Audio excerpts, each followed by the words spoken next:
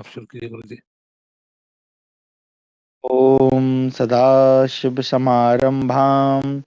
श्रीशंकराचार्यमध्यमाम् अस्मदाचार्यपर्यन्तां वन्दे गुरुपरम्परां। ध्येयं सदा परिभवग्नमभीष्टदोहं तीर्थास्पदं शिवविरञ्चिनुतं शरण्यं विद्यार्थिहं प्रणतपालभवाब्धिपोतं वन्दे महापुरुषते चरणारविन्दं। सच्चिदानन्दरूपाय विश्वोत्पत्त्यादिहेतवे तापत्रयविनाशाय श्रीकृष्णाय वयं नुमः। आप सभी का स्वागत है आज की हमारी शास्त्र दिन की कक्षा में, जहां हम अध्ययन कर रहे हैं महाभारत।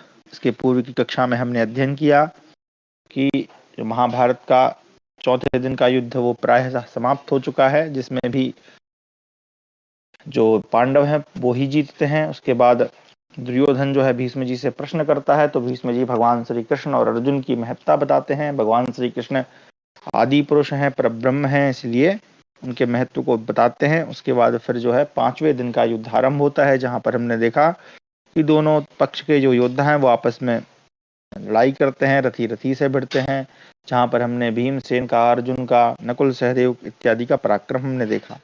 तो अभी उसी के आगे हम आज जो है आरंभ करेंगे। हमारे 5वें दिन का युद्ध जो है इस समय चल रहा है, तो हमारा है चतुःसप्ततितमोध्याय यानी 74वां अध्याय, सात्यकी और भूरिश्रवा का युद्ध। भूरिश्रवा द्वारा सात्यकी के 10 पुत्रों का वध, अर्जुन का पराक्रम तथा 5वें दिन के युद्ध का उपसंहार।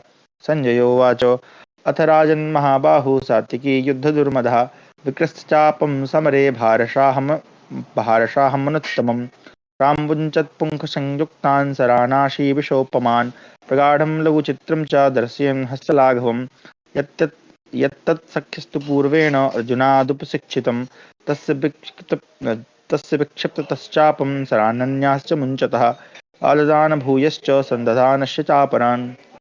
संजय कहते हैं, राजन महाबाहु सात्यकी युद्ध में उन्मत्त होकर लड़ने वाले थे। उन्होंने युद्ध में भार सहन करने में समर्थ और परम उत्तम धनुष को बलपूर्वक खींचकर विषधर सर्प के समान पंखयुक्त बाण छोड़े। बाणों को छोड़ते समय सात्यकी ने अपने उस प्रगाढ़ शीघ्रकारी और विचित्र हस्त लाघव का परिचय दिया, जिसे उन्होंने पूर्व काल में अपने सखा अर्जुन से सीखा था। जब वे धनुष को खींचते, दूसरे दूसरे बाण छोड़ते, फिर नए नए बाण हाथ में लेते, धनुष पर रखते, उन्हें शत्रुओं पर चलाते और उनका संहार करते थे, उस समय वर्षा करने वाले मेघ के समान उनका स्वरूप अद्भुत दिखाई देता था। भारत उस समय उन युद्ध में बढ़ते देख राजा दुर्योधन ने उनका सामना करने के लिए 10,000 रथियों की सेना भेजी, परंतु श्रेष्ठ धनुर्धर सत्य पराक्रमी शक्तिशाली सात्यकी ने उन समस्त धनुर्धर योद्धाओं को अपने दिव्यास्त्र के द्वारा मार डाला। भयंकर कर्म करके फिर धनुष लिए वीर सात्यकी ने युद्ध स्थल में भूरिश्रवा पर आक्रमण किया। सात्यकी ने अपनी सेना को मार गिराया है, यह देखकर कुरुकुल की कीर्ति बढ़ाने वाला भूरिश्रवा अत्यंत कुपित हो उनकी ओर दौड़ा। उसका वह विशाल धनुष इंद्रधनुष के समान बहुरंगा था। महाराज उसे खींचकर भूरिश्रवा ने अपने हस्तलाघव का परिचय देते हुए वज्र के समान दुसह और विषैले सर्पों के तुल्य भयंकर सहस्त्रों बाण छोड़े। उन बाणों का स्पर्श मृत्यु के तुल्य था। राजन, उस समय सात्यकी के साथ आए हुए सैनिक उन बाणों का वेग न सह सके। नरेश्वर युद्ध भूमि में वे रण दुर्मत सात्यकी को वहीं छोड़कर सब ओर भाग निकले। सात्यकी के 10 महाबलवान पुत्र थे। उनके कवच, आयुध, ध्वज सभी विचित्र थे। वे सबके सब महारथी कहे जाते थे। वे युद्ध स्थल में यूप चिन्हित ध्वज वाले महारथी भूरिश्रवा को देखकर उसके पास आए और अत्यंत क्रोधपूर्वक उससे इस प्रकार बोले, महाबली कौरव पुत्र, आओ इस संग्राम भूमि में हम लोगों के साथ अथवा पृथक पृथक एक एक के साथ युद्ध करो। या तो तुम हमें युद्ध में पराजित करके यश प्राप्त करो, या हम तुम्हें परास्त करके पिता की प्रसन्नता बढ़ाएंगे। तब उन शूरवीरों के ऐसा कहने पर अपने पराक्रम की श्लाघा करने वाला महाबली नरश्रेष्ठ भूरिश्रवा उन्हें युद्ध के लिए उपस्थित देख उनसे इस प्रकार बोला, वीरो, यदि तुम्हारा ऐसा विचार है कि तुम लोगों ने यह बात बड़ी अच्छी कही है, तुम सब लोग एक साथ सावधान होकर पूर्वक युद्ध करो। मैं इस रणभूमि में तुम सब लोगों को मार गिराऊंगा। भूरिश्रवा के ऐसा कहने पर शीघ्रता करने वाले उन महाधनुर्धर वीरों ने बड़ी भारी बाण वर्षा करते हुए शत्रु दमन भूरिश्रवा पर आक्रमण किया। महाराज, प्राहण काल में उस सम्रांगण में एकत्र हुए बहुत से वीरों का एक साथ एक वीर के बहुत से वीरों के साथ एक वीर का भयंकर युद्ध आरंभ हुआ। नरेश्वर जैसे मेघ वर्षा काल में मेरू पर्वत पर जल की बूंदें बरसाते हैं, उसी प्रकार उन सब ने मिलकर रथियों में श्रेष्ठ एकमात्र भूरिश्रवा पर बाणों की वर्षा आरंभ की। उनके छोड़े हुए यमदंड और वज्र के समान प्रकाशित होने वाले भयंकर बाणों को अपने पास पहुंचने से पहले ही महारथी भूरिश्रवा ने बिना किसी घबराहट के शीघ्रता पूर्वक काट गिराया। वहां हम सब ने सोमदत्त पुत्र भूरिश्रवा का अद्भुत पराक्रम देखा। वह अकेला होने पर भी बहुत से वीरों के साथ निर्भीक सा युद्ध करता रहा। राजन, उन 10 महारथियों ने वहां बाणों की वर्षा करके महाबाहु भूरिश्रवा को चारों ओर से घेरकर उसे मार डालने की तैयारी की। भरतवंशी नरेश, उस समय क्रोध में भरे हुए भूरिश्रवा ने उन महारथियों के साथ युद्ध करते हुए ही समर भूमि में उनके धनुष काट डाले। भरतश्रेष्ठ, इनके धनुष कट जाने पर झुकी हुई गांठ वाले भूरिश्रवा ने उनके मस्तक भी समर भूमि में काट गिराए। राजन, वे 10 वीर वज्र के मारे हुए वृक्षों की भांति रणभूमि में मरकर गिर पड़े। उन महाबली पुत्रों को संग्राम में मारा गया देखकर वीरवर सात्विकी ने गर्जना करते हुए वहां भूरिश्रवा पर आक्रमण किया। वे दोनों महाबली सम्रांगण में अपने रथ के द्वारा दूसरे रथ को पीड़ा देने लगे। उन्होंने आपस में एक दूसरे के रथ और घोड़ों को नष्ट कर दिया। इस प्रकार रथहीन हुए वे दोनों महारथी उछलते कूदते हुए एक दूसरे का सामना करने लगे। वे दोनों पुरुषंग हाथ में बड़ी बड़ी तलवारें और सुंदर ढाल लिए युद्ध के लिए उद्यत होकर बड़ी शोभा पा रहे थे। वे तलवारों की मार से एक दूसरे को अत्यंत घायल करने लगे। खड्ग के आघात से पीड़ित हो दोनों ही पृथ्वी पर रक्त बहाने लगे। उनके सारे अंग रक्त रंजित हो रहे थे। अतः वे रण दुर्जय महापराक्रमी वीर खिले हुए 2 पलाश वृक्षों की भांति अत्यंत शोभित होने लगे। राजन, तदनंतर उत्तम खड्ग धारण करने वाले सात्विकी के पास पहुंचकर भीमसेन ने उस समय तुरंत उन्हें अपने रथ पर बिठा लिया। महाराज, इसी प्रकार आपके पुत्र दुर्योधन ने भी युद्ध स्थल में समस्त धनुर्धरों के देखते देखते भूरिश्रवा को तुरंत अपने रथ पर चढ़ा लिया। भरतश्रेष्ठ, उस समय क्रोध में भरे हुए पांडव उस युद्ध में महारथी भीष्म के साथ युद्ध करने लगे। जब सूर्य अस्ताचल के पास पहुंचकर लाल होने लगे, उस समय अर्जुन ने बड़ी उतावली के साथ बाण बरसा करके 25,000 महारथियों को मार डाला। वे सब के सब दुर्योधन की आज्ञा से अर्जुन का संहार करने के लिए आए थे, परंतु वे उस समय आग में गिरे हुए पतंगों की भांति उनके पास आते ही नष्ट हो गए। तदनंतर धनुर् विद्या में प्रवीण मत्स्य और कैकेय देश के वीर अभिमन्यु आदि पुत्रों से युक्त महारथी अर्जुन को घेर कर कौरवों से युद्ध के लिए खड़े हो गए। इसी समय सूर्यास्ताचल को चले गए। तब आपके समस्त सैनिकों पर मोह छा गया। महाराज, तब आपके ताऊ देवव्रत ने संध्या के समय अपनी सेना को पीछे हटा लिया। उनके वाहन बहुत थक गए थे। पांडवों और कौरवों के पारस्परिक संघर्ष में दोनों ही सेनाएं अत्यंत उद्विग्न हो उठी। अतः वे अपनी अपनी छावनी को चली गईं। भारत, तदनंतर संजयों सहित पांडव और कौरव अपने शिविर में जाकर वहां विधि पूर्वक विश्राम करने लगे। इस प्रकार हमारा जो है 74वां अध्याय समाप्त हुआ। 75वां अध्याय, छठे दिन का युद्ध आरंभ। पांडव तथा कौरव सेना का क्रमशः मकर व्यूह तथा क्रौंच व्यूह बनाकर युद्ध में प्रवृत्त होना। संजयोवाच, ते विश्रम्य ततो राजन् सहिता कुरु पांडवा व्यतीतायां तु सर्वर्यां पुनर्युद्धाय निर्ययुः। तत्र शब्दो महानासीत् तव चैषां च भारत युज्यतां रथमुख्यानां कल्पितां चैव दन्तिनां संहितां पदातीनां हयानां चैव भारत शङ्खदुन्दुभिनादश्च तुमुलः सर्वतो भवत्। ततो युधिष्ठिरो राजा धृष्टद्युम्नम् अभाषत व्यूहं व्यूहमहाबाहो मकरं शत्रुनाशनम्। संजय कहते हैं, राजन, रात को विश्राम करने के अनंतर जब वह रात बीत गई तब कौरव और पांडव पुनः युद्ध के लिए साथ साथ निकले। भारत, उस समय वहां आपके और पांडव पक्ष के सैनिकों में बड़ा कोलाहल मचा। कुछ लोग श्रेष्ठ रथों को जोत रहे थे, कुछ लोग हाथियों को सज्जित करते थे, कहीं पैदल सैनिक और घोड़े कवच बांधकर साजबाज धारण कर तैयार किए जा रहे थे। शंखों और दुंदुभियों की ध्वनि बड़े जोर जोर से हो रही थी। इन सब का सम्मिलित शब्द सब और गूंज उठा था।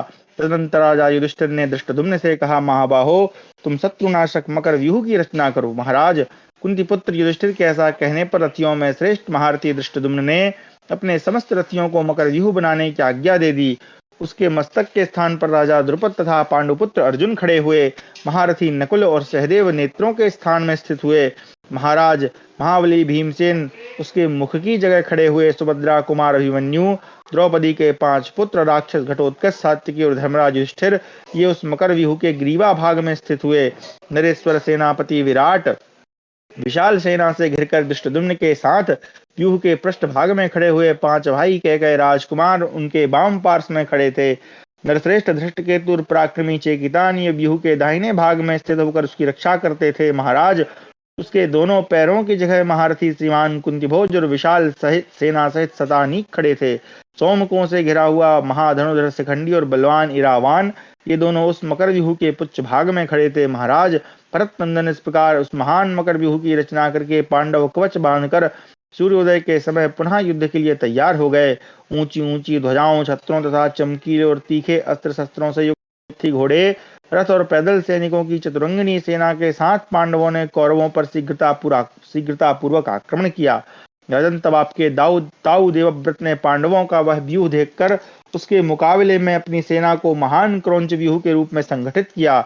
उसकी चोंच के स्थान में महाधनुर्धर द्रोणाचार्य शोभित हुए। नरेश्वर, अश्वत्थामा और कृपाचार्य नेत्रों के स्थान में खड़े हुए। काम्बोज और वाल्मीकि देश के उत्तम सैनिकों के साथ समस्त धनुर्धरों में श्रेष्ठ नरप्रवर कृतवर्मा व्यूह के सिरोभाग में स्थित हुए। आर्य महाराज, राजा सूरसेन तथा आपका पुत्र दुर्योधन ये दोनों बहुत से राजाओं के साथ क्रौंच व्यूह के ग्रीवा भाग में स्थित हुए। नरश्रेष्ठ मद्र, सौवीर और कैकई योद्धाओं के साथ विशाल सेना से घिरे हुए प्राग ज्योतिषपुर के राजा भगदत्त उस व्यूह के वक्षस्थल में स्थित हुए। प्रस्थलाधिपति त्रिगर्त राज सुतर्मा कवच धारण करके अपनी सेना के साथ व्यूह के वाम पक्ष का आश्रय लेकर खड़े थे। भारत, तुषार, यवन, शक और चूचुप देश के सैनिक व्यूह के दाहिने पक्ष का आश्रय लेकर स्थित हुए। मारिश, शतायु तथा सोमदत्त कुमार भूरिश्रवा ये परस्पर दूसरे की रक्षा करते हुए व्यूह के जघन प्रदेश में स्थित हुए। महाराज, तत्पश्चात सूर्योदय काल में पांडवों ने कौरवों के साथ युद्ध के लिए उनकी सेना पर आक्रमण किया। फिर तो बड़ा भयंकर युद्ध प्रारंभ हुआ। रथियों की और हाथियों की और रथी बड़े, घुड़सवारों पर रथारोही तथा रथारोहियों पर घुड़सवार चढ़े आए। राजन, उस महायुद्ध में घुड़सवार योद्धा घुड़सवारों तथा रथियों पर भी चढ़ दौड़े। इसी प्रकार अश्वारोही हाथी सवारों तथा रथियों पर भी टूटे। रथी और घुड़सवार दोनों ही पैदल सेनाओं पर आक्रमण करने लगे। राजन, इस प्रकार अमरस में भरे हुए समस्त सैनिक एक दूसरे पर धावा करने लगे। भीमसेन, अर्जुन, नकुल, सहदेव तथा अन्य महारथियों से सुरक्षित हुई पांडव सेना नक्षत्रों से रात्रि की भांति शोभित हो रही थी। इसी प्रकार भीष्म, कृपाचार्य, द्रोणाचार्य, शल्य और दुर्योधन आदि से घिरी हुई आपकी सेना ग्रहों से आकाश की भांति शोभा पा रही थी।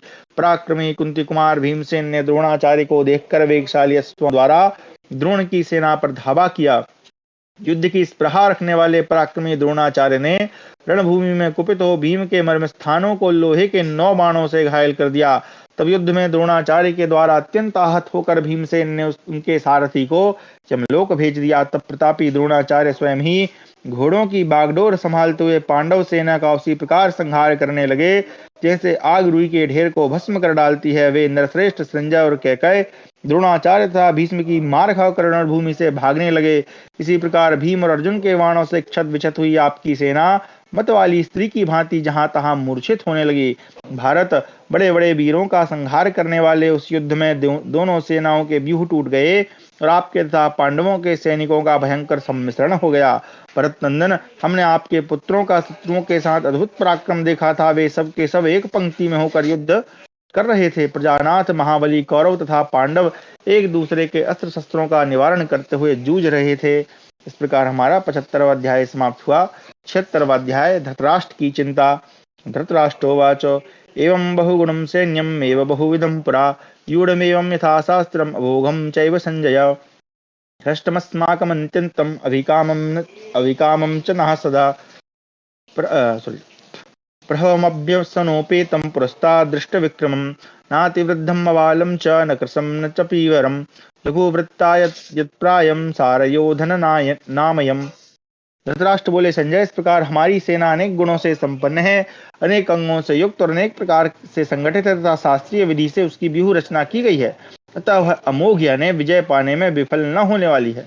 हमारी यह सेना हम लोगों पर सदा प्रसन्न और अनुरक्त रहने वाली है। हमारे प्रति सदा सर्वदा विनीत भाव रखती आई है। यह किसी भी व्यसन में नहीं फंसी है। पूर्व काल में इसका पराक्रम देखा जा चुका है। इसमें न कोई अत्यंत बूढ़ा है, न बालक है, न अत्यंत दुबला है, न अत्यंत मोटा ही है। इसमें शीघ्र कार्य करने वाले प्रायः ऊंचे कद के लोग हैं। इस सेना का प्रत्येक सैनिक सारवान योद्धा और नीरोग है। यहाँ सबने कवच एवं अस्त्र शस्त्र धारण कर रखा है, अनेक प्रकार के असंख्यक शस्त्रों का संग्रह किया है।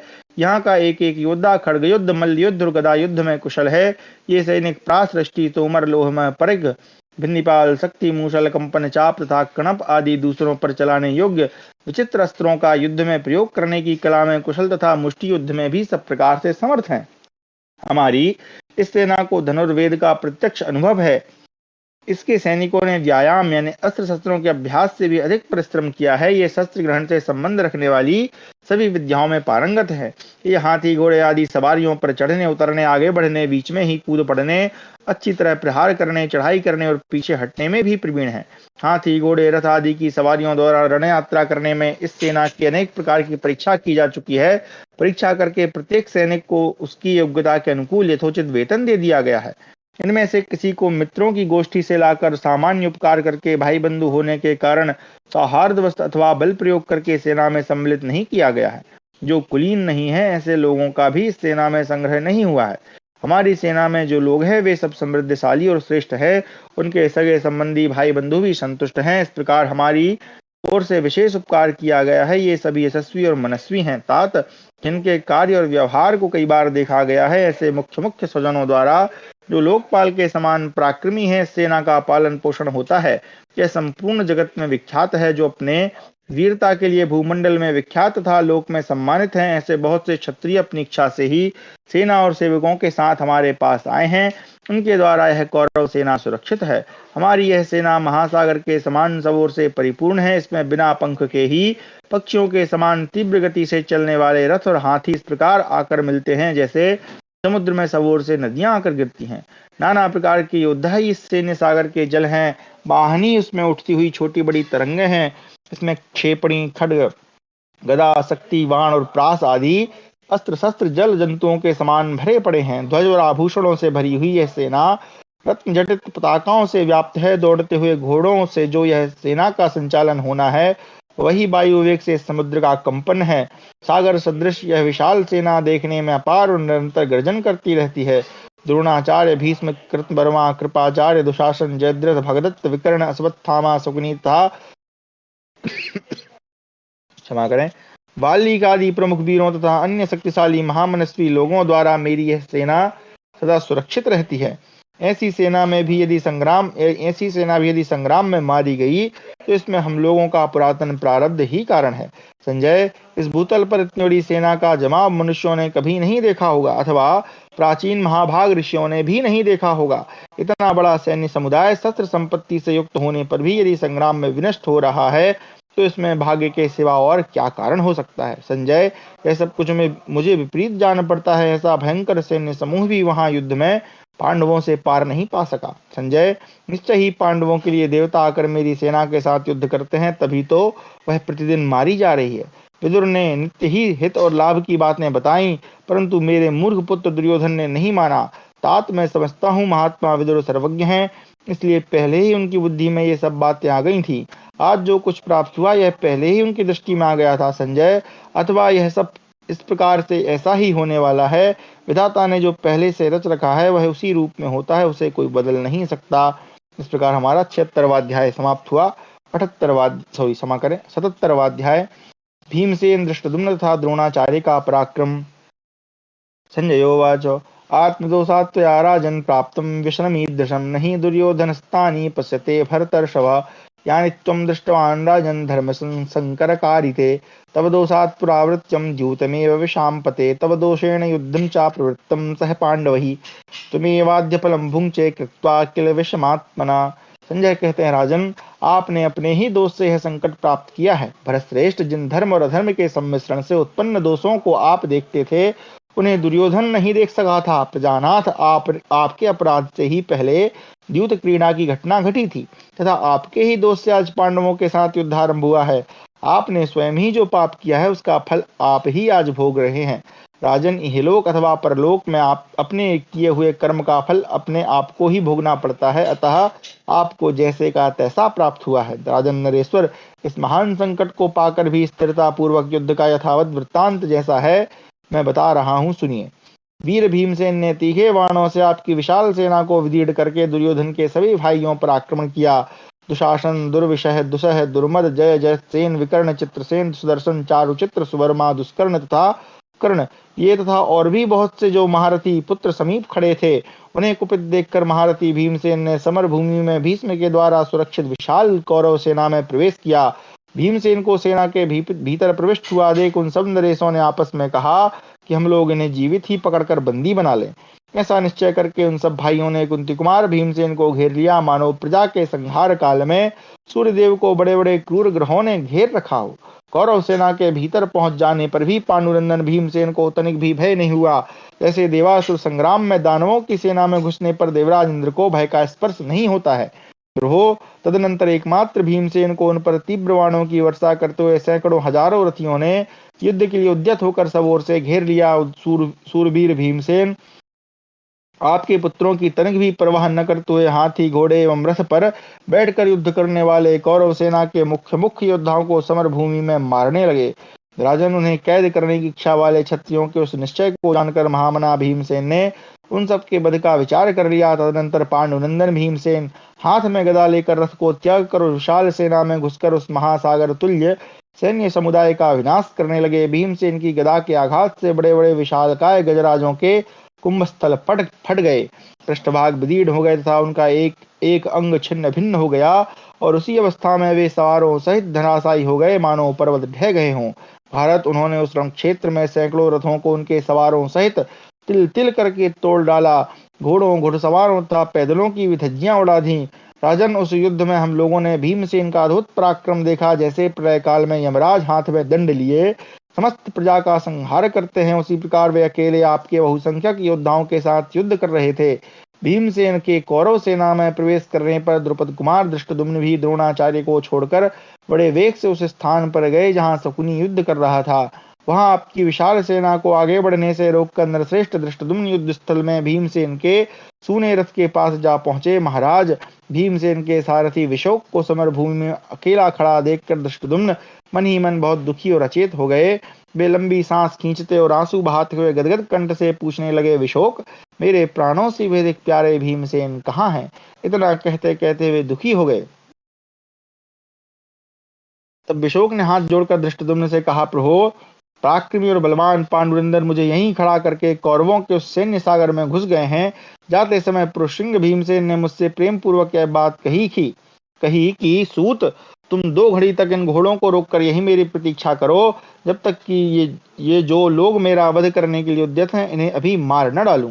तदनंतर गदा हाथ में लिए महाबली भीमसेन को धावा करते देख समस्त सैनिकों के रोंगटे खड़े हो गए। राजन, उस भयंकर एवं तुमुल युद्ध में भीमसेन ने इस महाव्यूह का भेदन करके इसके भीतर प्रवेश किया था। अभिषोक की यह बात सुनकर धृष्टद्युम्न ने उस सम्रांगण में उनके सारथी से इस प्रकार कहा, सारथे, युद्ध स्थल में भीमसेन को छोड़कर पांडवों से स्नेह तोड़कर अब मेरे जीवन से कोई प्रयोजन नहीं है। भीम एकमात्र युद्ध के पथ पर गए हैं और मैं भी युद्ध स्थल में उपस्थित हूँ। ऐसी दशा में यदि भीमसेन के बिना ही लौट जाऊं तो क्षत्रिय समाज मुझे क्या कहेगा? जो अपने सहायकों को छोड़कर स्वयं कुशल पूर्वक घर को लौट आता है, उसका इंद्र आदि देवता अनिष्ट करते हैं। महाबली भीम मेरे सखा और संबंधी हैं, वे हम लोगों के भक्त हैं और मैं भी उन शत्रुसूदन भीम का भक्त हूँ। अब मैं भी वहीं जाऊंगा जहां भीमसेन गए हैं। देखो, जैसे इंद्र दानवों का संहार करते हैं, उसी प्रकार मैं भी शत्रु सेना का विनाश कर रहा हूँ। भारत, ऐसा कहकर धृष्टद्युम्न भीमसेन के बनाए हुए मार्गों से कौरव सेना के भीतर गए। उन मार्गों पर गदा के मारे हुए हाथी पड़े थे।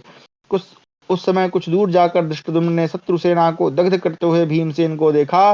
जैसे आंधी वृक्षों को बलपूर्वक तोड़ देती या उखाड़ डालती है, उसी प्रकार भीमसेन भी रणभूमि में शत्रुओं का संहार कर रहे थे। सम्रांगण में भीमसेन के मारे हुए रथी, घुड़सवार, पैदल सवारों सहित हाथी बड़े जोर से आर्तनाद कर रहे थे। आर्य, विचित्र रीति से युद्ध करने वाले विद्वान भीमसेन के द्वारा मारी जाती हुई आपकी सेना में हाहाकार मच गया।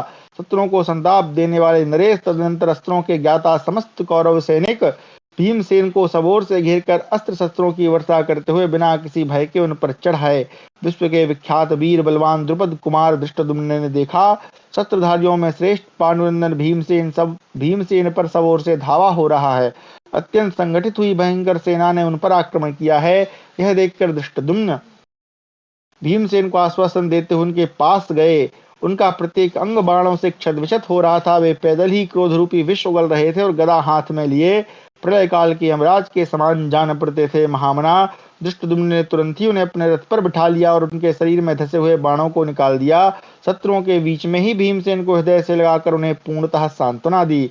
वह महान संघर्ष आरंभ होने पर आपका पुत्र दुर्योधन भाइयों के पास आकर बोला, यह दुरात्मा द्रुपद पुत्र आकर भीमसेन से मिल गया है। हम सब लोग बहुत बड़ी सेना के साथ इस पर आक्रमण करें, जिससे हमारा और तुम्हारा यह शत्रु हम लोगों की इस सेना को हानि पहुंचाने का विचार न कर सके।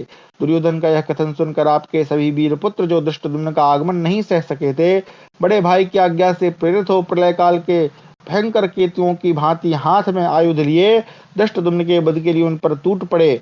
उन्होंने अपने हाथों में धनुष बाण ले रखे थे। वे रथ के पहियों की घड़घड़ाहट के साथ साथ धनुष की प्रत्यंचा को भी कपाते हुए उसकी टंकार फैला रहे थे।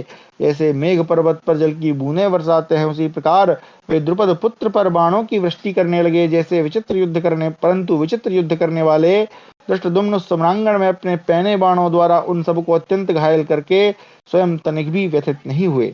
युद्ध में सामने खड़े हुए अपने वीर पुत्रों को आगे बढ़ते और प्रचंड होते देख नवयुवक महारथी द्रुपद कुमार ने उनके वध के लिए भयंकर प्रमोहनास्त्र का प्रयोग किया। राजन, जैसे युद्ध में देवराज इंद्र दैत्यों पर कुपित होते हैं, उसी प्रकार आपके पुत्रों पर धृष्टद्युम्न का क्रोध बहुत बड़ा हुआ था।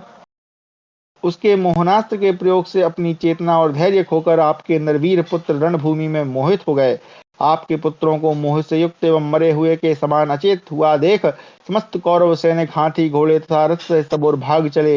इसी समय दूसरी ओर शस्त्रधारियों में श्रेष्ठ द्रोणाचार्य ने द्रुपद के पास जाकर उनको 3 भयंकर बाणों से बीन्ह डाला। राजन, तब रणभूमि में द्रोण के द्वारा अत्यंत घायल हो राजा द्रुपद पहले के बैर का स्मरण करते हुए वहां से दूर हट गए। द्रुपद को जीतकर प्रतापी द्रोणाचार्य ने अपना शंख बजाया। उस शंखनाद को सुनकर समस्त सोम क्षत्रिय अत्यंत भयभीत हो गए। तदनंतर शस्त्रधारियों में श्रेष्ठ तेजस्वी द्रोणाचार्य ने सुना कि आपके पुत्र रणभूमि में प्रमोहनास्त्र से मोहित होकर पड़े हैं। महाराज, यह सुनते ही महाधनुर्धर प्रतापी भरद्वाज नंदन द्रोणाचार्य तुरंत उस युद्ध स्थल में चलकर वहां आ पहुंचे। आकर उन महारथी ने देखा कि धृष्टद्युम्न और भीमसेन उस युद्ध में विचर रहे हैं और आपके पुत्र मोहाविष्ट होकर पड़े हैं। तब उन्होंने प्रज्ञास्त्र लेकर उसके द्वारा मोहनास्त्र का नाश कर दिया। इससे आपके महारथी पुत्रों में पुनः चेतना शक्ति लौट आई। वे समर भूमि में पुनः युद्ध के लिए भीमसेन और द्रुपद कुमार धृष्टद्युम्न की ओर चले। तब राजा युधिष्ठिर ने अपने सैनिकों को बुलाकर कहा, तुम लोग पूरी शक्ति लगाकर युद्ध स्थल में भीमसेन और धृष्टद्युम्न के पथ का अनुसरण करो। अभिमन्यु आदि 12 वीर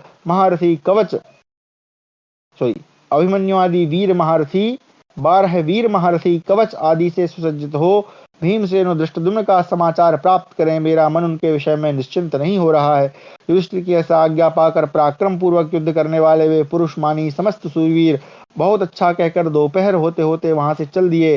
अभिमन्यु को आगे करके विशाल सेना से घिरे हुए 5 कैकेय राजकुमार, द्रौपदी के 5 पुत्र और पराक्रमी धृष्टकेतु, ये शत्रुओं का दमन करने वाले सूरवीर सूचीमुख नामक समर बिहु बनाकर आपके पुत्रों की उस सेना को रण क्षेत्र में विदीर्ण करने लगे। जनेश्वर, आपकी सेना भीमसेन के भय से व्याकुल और धृष्टद्युम्न के बाणों से मोहित हो रही थी। अतः आक्रमण करने वाले अभिमन्यु आदि महाधनुर्धर वीरों को वह रोकने में समर्थ न हो सकी।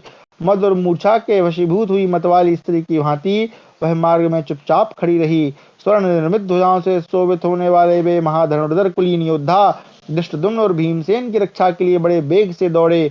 वे दोनों महाधनुर्धर धृष्टद्युम्न और भीमसेन भी अभिमन्यु आदि वीरों को सहायता के लिए आते देख हर्ष और उत्साह में भर गए और आपकी सेना का विनाश करने लगे। भारत पांचाल राजकुमार धृष्टद्युम्न ने धनुर्वेद में कुशल और समस्त विद्याओं के पारंगत विद्वान अपने गुरु द्रोणाचार्य को सहसा वहां आए देख अपने पुत्रों के वध की इच्छा छोड़ दी।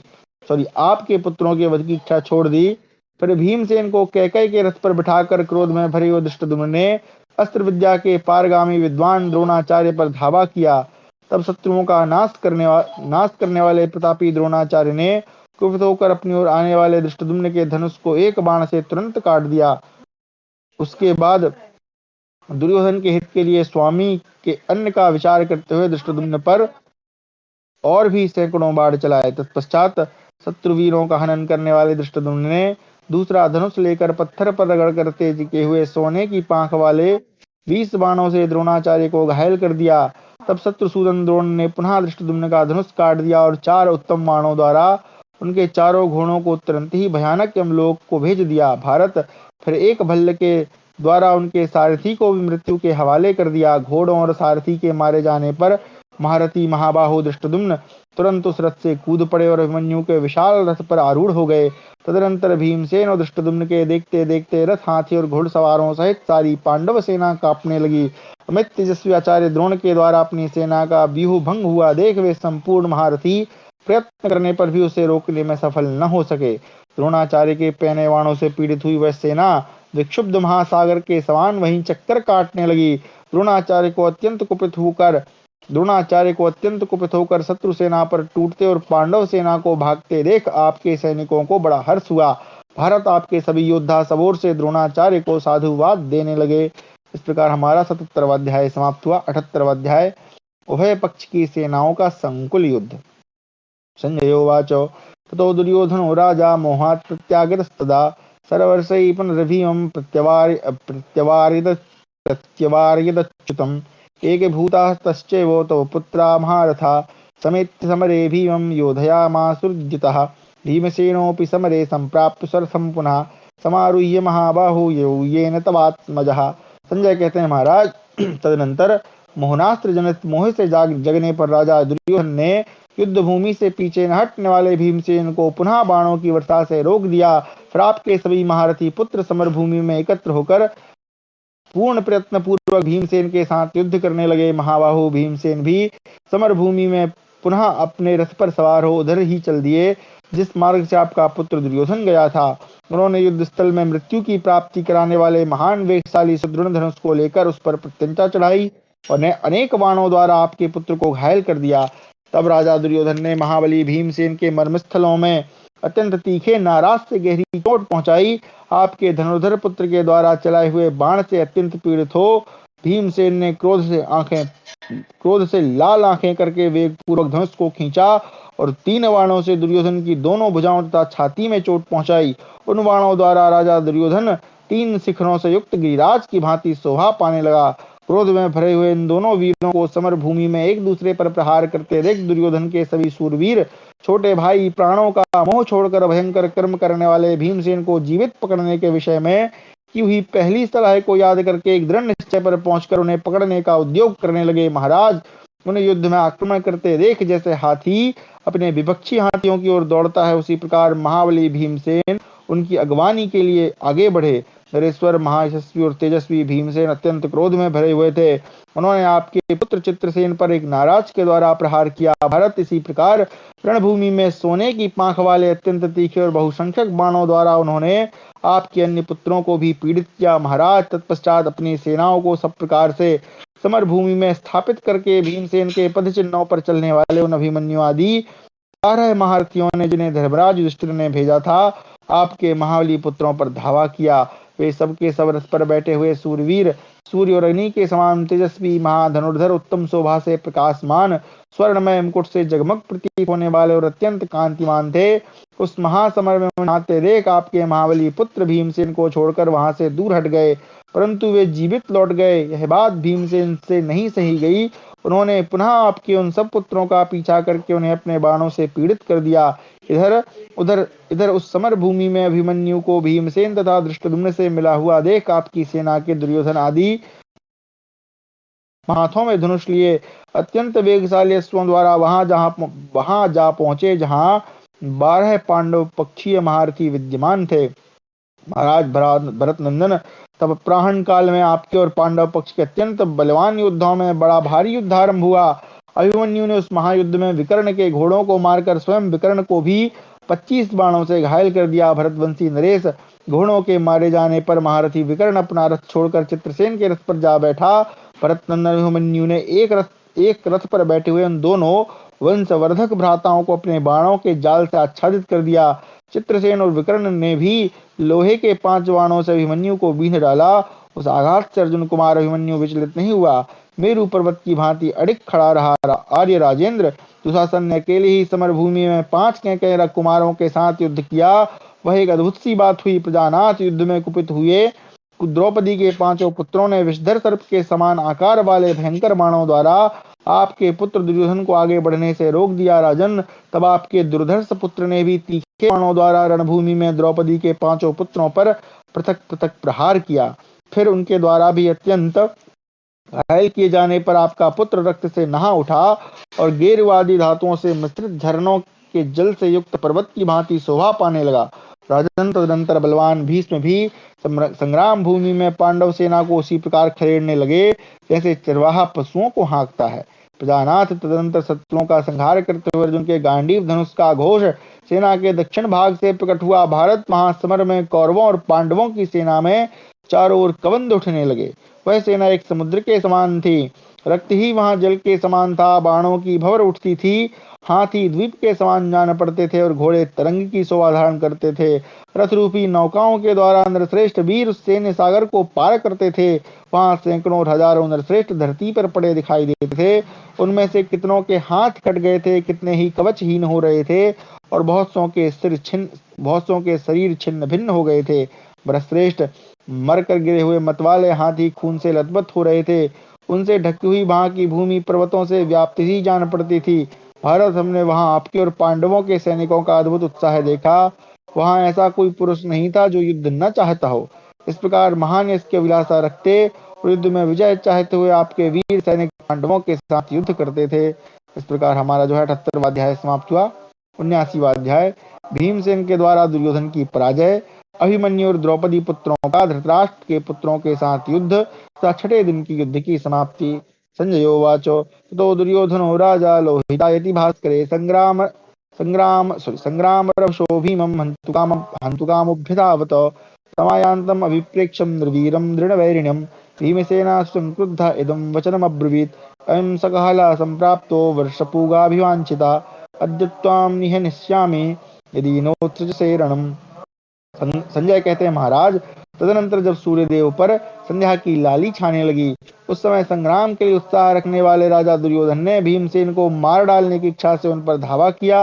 अपने पक्के बैरी नरवीर दुर्योधन को आते देख भीमसेन का क्रोध बहुत बढ़ गया और वे उससे यह वचन बोले, दुर्योधन, मैं बहुत वर्षों से जिसकी अभिलाषा और प्रतीक्षा कर रहा था, वही यह अवसर आज प्राप्त हुआ है।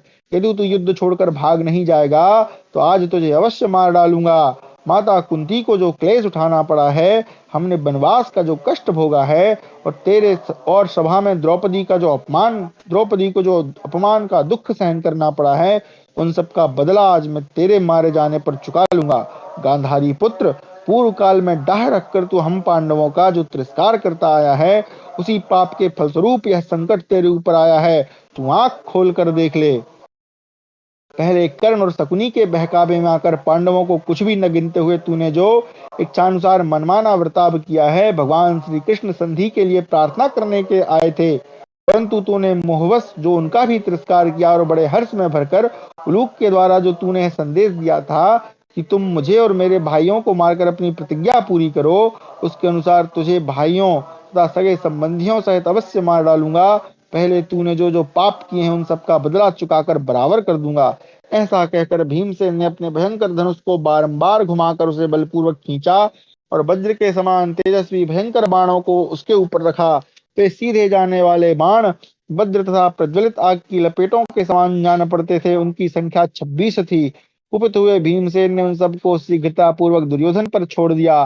तत्पश्चात भीमसेन ने 2 बाणों से दुर्योधन का धनुष काट दिया, 2 से उसके सारथी को पीड़ित किया और 4 बाणों से उसके वेगशाली घोड़ों को यमलोक भेज दिया। नरश्रेष्ठ, फिर शत्रुमर्दन भीम ने धनुष को अच्छी तरह खींचकर छोड़े हुए 2 बाणों द्वारा समर भूमि में राजा दुर्योधन के छत्र को काट दिया। इसके बाद अपनी प्रभा से प्रकाशित होने वाले उसके उत्तम ध्वज को 6 बाणों से खंडित कर दिया। आपके पुत्र के देखते देखते उस ध्वज को काटकर भीमसेन उच्च स्वर से सिंहनाद करने लगे। दुर्योधन के नाना रत्न विभूषित रथ से वह शोभाशाली ध्वज सहसा कटकर पृथ्वी पर गिर पड़ा, मानो मेघों की घटा से भूमि पर बिजली गिरी हो। क्रूरात दुर्योधन के उस सूर्य के समान प्रज्वलित नाग चिन्हित मणिमय सुंदर ध्वज को कटकर गिरते समय समस्त राजाओं ने देखा। इसके बाद महारथी भीम ने मुस्कुराते हुए से रणभूमि में वीरवर दुर्योधन को 10 बाणों से उसी तरह घायल किया जैसे महावत अंकुशों से महान गजराज को पीड़ा देता है। तदनंतर रथियों में श्रेष्ठ सिंधुराज महारथी जयद्रथ ने कुछ सत्पुरुषों के साथ आकर दुर्योधन के पृष्ठभाग की रक्षा का कार्य संभाला। राजन, इसी प्रकार रथियों में श्रेष्ठ कृपाचार्य ने अमृत में भरे हुए अमित तेजस्वी कुरुवंशी दुर्योधन को अपने रथ पर चढ़ा लिया। नरेश्वर, भीमसेन ने उस युद्ध में दुर्योधन को बहुत घायल कर दिया था, अतः उस समय वह व्यथा से व्याकुल होकर रथ के पिछले भाग में जा बैठा। तत्पश्चात जयद्रथ ने भीमसेन को जीतने की इच्छा रखकर कई हजार रथों के द्वारा उन्हें घेर लिया और उनकी संपूर्ण दिशाओं का अवरुद्ध कर दिया। महाराज, इसी समय दृष्टकेतु पराक्रमी अभिमन्यु, 5 के राजकुमार तथा द्रौपदी के 5 पुत्र आपके पुत्रों के साथ युद्ध करने लगे। उस युद्ध में चित्रसेन, सुचित्र, चित्रांग, चित्रदर्शन, चारुचित्र, सुचारु, नंद और उपनंद, इन 8 यशस्वी सुकुमार तथा महाधनुर्धर वीरों ने अभिमन्यु के रथ को चारों ओर से घेर लिया। उस समय महामना अभिमन्यु ने तुरंत ही झुकी हुई गांठ वाले 5-5 तीखे बाणों द्वारा प्रत्येक को बींध डाला। वे सभी बाण विचित्र धनुष द्वारा छोड़े गए थे और सबके सब वज्र एवं मृत्यु के तुल्य भयंकर थे। उन बाणों के आघात को आपके पुत्र न सहन कर सके। उन सब ने मिलकर रथियों में श्रेष्ठ अभिमन्यु पर तीखे बाणों की वर्षा आरंभ की, मानो बादल मेरुगिरी पर जल की वर्षा कर रहे हों। महाराज, अभिमन्यु अस्त्र विद्या का ज्ञाता और युद्ध में उन्मत्त होकर लड़ने वाला है। उसने समर भूमि में बाणों से पीड़ित होने पर भी आपके सैनिकों में कपकपी उत्पन्न कर दी। ठीक उसी तरह जैसे देवासुर संग्राम में वज्रधारी इंद्र ने बड़े बड़े असुरों को भय से पीड़ित कर दिया था। भारत, तदनंतर रथियों में श्रेष्ठ पराक्रमी अभिमन्यु ने विकर्ण के ऊपर सर्प के समान आकार वाले 14 भयंकर भल्ल चलाए और उनके द्वारा विकर्ण के रथ से ध्वज, सारथी और घोड़ों को मार गिराया। उस समय वह युद्ध में नृत्यशा कर रहा था। तत्पश्चात उस महाबली वीर ने अत्यंत कुपित हो सान पर चढ़ाकर तेज किए हुए अप्रतिहत धार वाले दूसरे पानीदार बाण विकर्ण पर चलाए। उन बाणों के पुच्छ भाग में मोर के पंख लगे हुए थे। वे विकर्ण के शरीर को विदीर्ण करके भीतर घुस गए और वहां से भी निकलकर प्रज्वलित सर्पों की भांति पृथ्वी पर गिर पड़े। उन बाणों के पुच्छ और अग्रभाग सुनहरे थे। वे विकर्ण के रुधिर में भीगे हुए बाण पृथ्वी पर रक्त बमन करते हुए से दृष्टिगोचर हो रहे थे। विकर्ण को छत बिछत हुआ देख उसके दूसरे भाइयों ने समर भूमि में अभिमन्यु आदि रथियों पर धावा किया। वे सबके सब युद्ध में उन्मत्त होकर लड़ने वाले थे। उन्होंने दूसरे दूसरे रथियों पर भी, जो अभिमन्यु की ही भांति सूर्य के समान तेजस्वी थे, आक्रमण किया। फिर वे सब लोग अत्यंत क्रोध में भरकर एक दूसरे को अपने बाणों द्वारा घायल करने लगे। दुर्मुख ने श्रुतकर्मा को 7 शीघ्रगामी बाणों द्वारा बीनकर एक से उसका ध्वज काट डाला और 7 बाणों से उसके सारथी को घायल कर दिया। उसके घोड़े वायु के समान वेगशाली तथा सोने की जाली से आच्छादित थे। दुर्मुख ने उन घोड़ों को 6 बाणों से मार डाला और सारथी को भी रथ से नीचे गिरा दिया। महारथी श्रुतकर्मा घोड़ों के मारे जाने पर भी उसी रथ पर खड़ा रहा और अत्यंत क्रोध में भरकर उसने दुर्मुख पर प्रज्वलित उल्का के समान एक शक्ति चलाई। वह शक्ति अपने तेज से उद्दीप्त हो रही थी। उसने यशस्वी दुर्मुख के चमकीले कवच को फाड़ डाला। फिर वह धरती को चीरती हुई इसमें समा गई।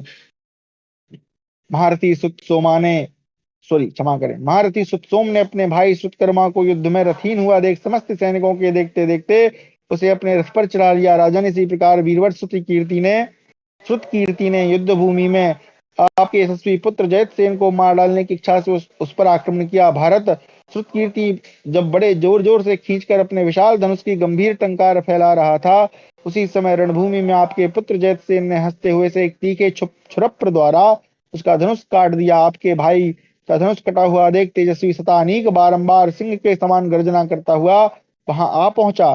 शतानीक ने समर भूमि में अपने धनुष को जोर से खींचकर शीघ्रता पूर्वक 10 बाण मारकर जयद्रथ को घायल कर दिया। फिर उसने मदवर्षी गजराज के समान बड़े जोर से गर्जना की। तत्पश्चात समस्त आवरणों का भेदन करने में समर्थ दूसरे 30 बाण द्वारा शतानीक ने जयद्रथ के वक्षस्थल में गहरी चोट पहुंचाई। उसके इस प्रकार करने पर अपने भाई के पास खड़ा हुआ दुष्कर्ण क्रोध से व्याकुल हो उठा। उसने समर भूमि में नकुल पुत्र शतानीक का धनुष काट दिया। तब महाबली शतानीक ने भार सहन करने में समर्थ दूसरा अत्यंत उत्तम धनुष लेकर उस पर भयंकर बाणों का अनुसंधान किया। फिर भाई के सामने ही दुष्कर्ण से खड़ा रहे ऐसा कहकर उसके ऊपर प्रज्वलित सर्पों के समान तीखे बाणों का प्रहार किया। आर्य, तदनंतर एक बाण से उसके धनुष को काट दिया, 2 से उसके सारथी को क्षत विक्षत कर दिया और 7 बाणों से उस युद्ध स्थल में स्वयं दुष्कर्ण को भी तुरंत घायल कर दिया। दुष्कर्ण के घोड़े मन और वायु के समान वेगशाली थे। उनका रंग चितकबरा था। शतानीक ने 12 तीखे बाणों से उन सब घोड़ों को भी तुरंत मार डाला। तत्पश्चात लक्ष्य को शीघ्र मार गिराने वाले एक दूसरे भल्ल नामक बाण का उत्तम रीति से प्रयोग करके क्रोध में भरे हुए शतानीक ने दुष्कर्ण के हृदय में अत्यंत गहरा आघात किया। इससे दुष्कर्ण वज्राहत वृक्ष की भांति पृथ्वी पर गिर पड़ा। राजन दुष्कर्ण को आघात से पीड़ित देख 5 महारथियों ने शतानीक को मार डालने की इच्छा से उसे सब ओर से घेर लिया। उनके बाण समूह से यशस्वी शतानीक को आच्छादित होते देख क्रोध में भरे हुए 5 भाई कैकेय राजकुमारों ने उन 5 महारथियों पर धावा किया। महाराज, उन्हें आते देख आपके महारथी पुत्र उनका सामना करने के लिए आगे बढ़े। ऐसे हाथी दूसरे हाथियों से बढ़ने के लिए आगे बढ़ते हैं। नरेश्वर, दुर्मुख, दुर्जय, युवा, वीर, दुर्मर्शन, शत्रुंजय तथा शत्रुषह, ये सब के सब यशस्वी वीर क्रोध में भरकर 5 भाई कैकेयों का सामना करने के लिए एक साथ आगे बढ़े। उनके रथ नगरों के समान प्रतीत होते थे। उनमें मन के समान वेगशाली घोड़े जुते हुए थे। नाना प्रकार के रूप रंग वाली और विचित्र पताकाएं उन्हें अलंकृत कर रही थी। ऐसे रथों पर आरूढ़ सुंदर धनुष धारण किए विचित्र कवच और ध्वजों से शोभित उन वीरों ने शत्रु की सेना में उसी प्रकार प्रवेश किया जैसे सिंह एक वन से दूसरे वन में प्रवेश करते हैं। फिर तो एक दूसरे पर प्रहार करते हुए उन सभी महारथियों में अत्यंत भयंकर तुमुल युद्ध होने लगा। रथों से रथ और हाथियों से हाथी बढ़ गए। राजा ने एक दूसरे पर प्रहार करने वाले उन महारथियों का वह युद्ध यमलोक की वृद्धि करने वाला था। सूर्यास्त के 2 घड़ी बाद तक उन सब लोगों ने बड़ा भयंकर युद्ध किया। उसमें सहस्त्रों रथी और घुड़सवार प्राण शून्य होकर बिखर गए। तब शांतनु नंदन भीष्म ने कुपित होकर झुकी हुई गांठ वाले बाणों द्वारा उन महामना वीरों की सेना का विनाश कर डाला। पांचालों की सेना की कितनी ही टुकड़ियों को अपने बाणों द्वारा यमलोक पहुंचा दिया। नरेश्वर महाधनुर्धर भीष्म इस प्रकार पांडव सेना का संहार करके अपनी समस्त सेनाओं को युद्ध से लौटाकर अपने शिविर को चले गए। इसी प्रकार धृष्टद्युम्न और भीमसेन दोनों वीरों ने झुकी हुई गांठ वाले बाणों द्वारा कौरव सेना का विनाश कर डाला। धर्मराज युधिष्ठिर ने धृष्टद्युम्न और भीमसेन दोनों से मिलकर उनका मस्तक सूंघा और बड़े हर्ष के साथ अपने शिविर को प्रवेश किया। अर्जुन और भगवान श्री कृष्ण भी कौरव सेना को बाणों द्वारा मारकर तथा रणभूमि से भगाकर शिविर को ही चल दिए। इस प्रकार हमारा 79वां अध्याय समाप्त हुआ और 6वें दिन का युद्ध भी यहाँ पर समाप्त होता है। कक्षा को यहीं विराम देते हैं। फिर कल से जो है हम 7वें दिन का युद्ध जो है किस प्रकार आरंभ होगा, जहां पर भीष्म दुर्योधन को आश्वासन तथा 7वें दिन के युद्ध के लिए कौरव सेना का प्रस्थान। तो अब भीष्म जी आश्वासन देंगे। तो मतलब एक प्रकार से जब भीष्म जी सेनापति थे तो उनका जो आधा यहाँ पर समाप्त हो जाएगा। तो आपका जो भी विचार या प्रश्न है सादर आमंत्रित है। इसको बंद कर दीजिए रिकॉर्डिंग को।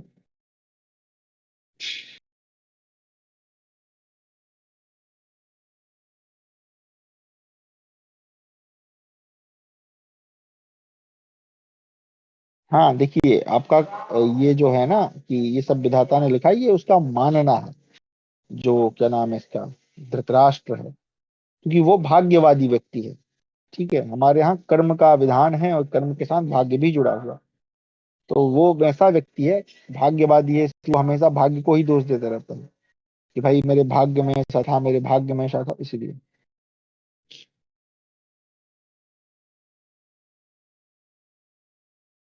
Automatically saving at the time of session भी हैं क्या बैठे हुए? नहीं, हमारा सेशन तो एंड हो गया। जी लगता है स्टॉप हो गया है। हाँ हो गया sir. Automatically saving at the end of session. लेकिन यहीं बैठी हुई है, इसको भगाऊं क्या? भागने नहीं दीजिए वो उसको। नहीं भागेगी नहीं वो, 1 मिनट अभी स्टॉप करना पड़ेगा।